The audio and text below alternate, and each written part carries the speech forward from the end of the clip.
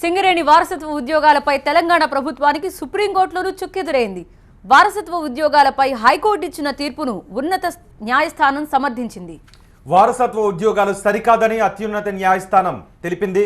సింగరేణి వారసత్వ ఉద్యోగాలకు తెలంగాణ సర్కార్ నోటిఫికేషన్ ఇచ్చిన నేపథ్యంలో సుప్రీంకోర్టు బ్రేకులు వేయడంతో ప్రభుత్వం ఇప్పుడు ఏం చేయబోతుంది అనేది కీలకంగా మారింది.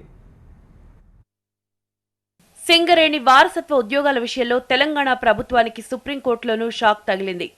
వారసత్వ నియామకాలు రాజ్యాంగ విరుద్ధమంటూ గతంలో హైకోర్టు ఇచ్చిన తీర్పును సుప్రీంకోర్టు సమర్థించింది. హైకోర్టు తీర్పును సవాల్ చేస్తూ బొగ్గుగన్ల కార్మిక సంఘం సుప్రీంకోర్టును ఆశ్రయించింది.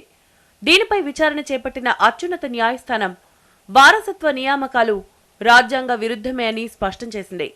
సింగరేణిలో వారసత్వ ఉద్యోగాలను పునరుద్ధరిస్తామని ఎన్నికల మేనిఫెస్టోలో టీఆర్ఎస్ ప్రకటించింది.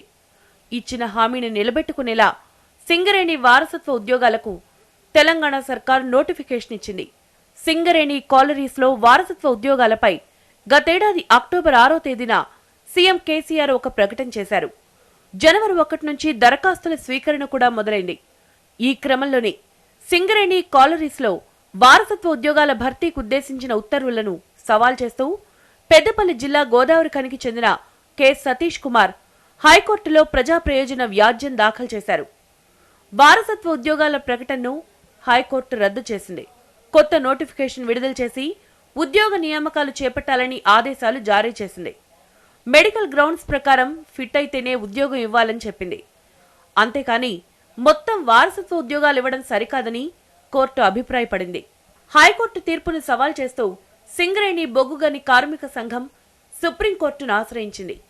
సింగరేణి వారసత్వ ఉద్యోగాలపై తెలంగాణ ప్రభుత్వానికి సుప్రీంకోర్టులోనూ చుక్కెదురైంది. వారసత్వ ఉద్యోగాలపై హైకోర్టు ఇచ్చిన తీర్పును ఉన్నత న్యాయస్థానం సమర్థించింది.